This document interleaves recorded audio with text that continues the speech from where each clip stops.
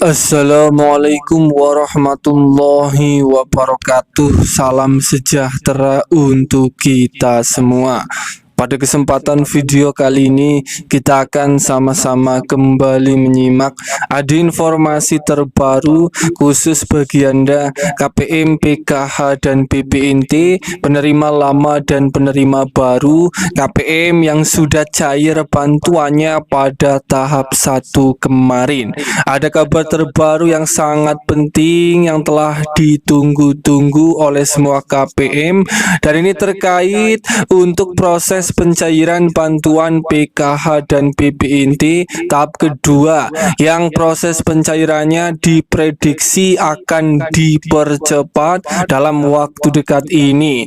Perlu diketahui bersama bahwa data terpadu kesejahteraan sosial atau DTKS saat ini sudah dihapus dan diganti menjadi DTSE atau data tunggal sosial ekonomi. Perubahan data penerima ini merupakan kebijakan pemerintah untuk memastikan bantuan sosial bisa tepat sasaran. KPM, PKH dan BPNT diharapkan untuk memahami dan menerima perubahan ini. Perubahan data penerima PKH dan BPNT merupakan langkah maju dalam penyaluran bansos yang lebih efektif dan efisien.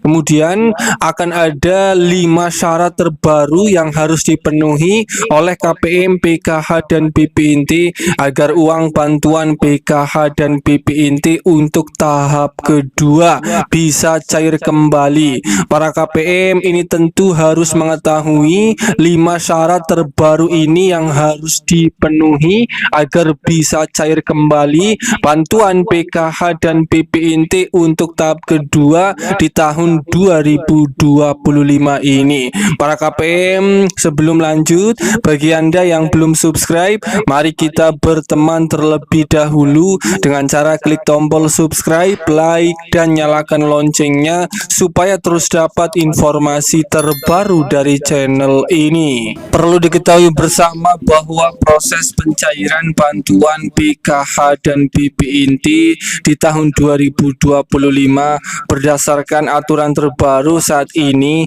proses pencairannya itu dicairkan setiap 3 bulan sekali, dan untuk pencairan bantuan PKH tahap kedua itu juga dicairkannya masih sama setiap 3 bulan sekali, baik PKH dan BPNT yang cair lewat kartu KKS Merah Putih maupun yang cair lewat PT Pos Indonesia. Dan biasanya untuk proses pencairan bantuan PKH dan BPNT seperti tahun-tahun sebelumnya, pencairannya itu diprediksi akan dipercepat menjelang Lebaran Idul Fitri. Semoga pada pencairan di tahun 2025 ini bantuan PKH dan BPNT untuk tahap kedua, semoga proses pencairannya juga akan dipercepat dalam waktu dekat menjelang Lebaran Idul Fitri.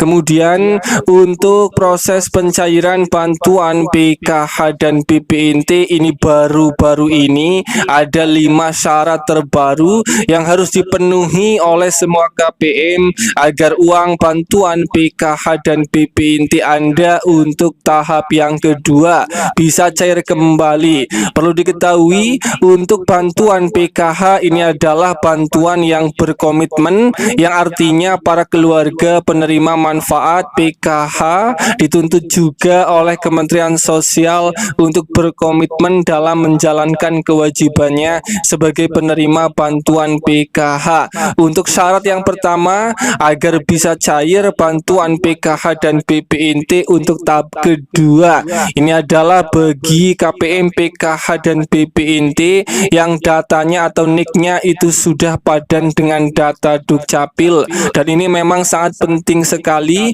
KPM, PKH, dan BPNT karena data Anda ini harus padan dengan data Dukcapil untuk menjadi syarat pertama agar bisa cair.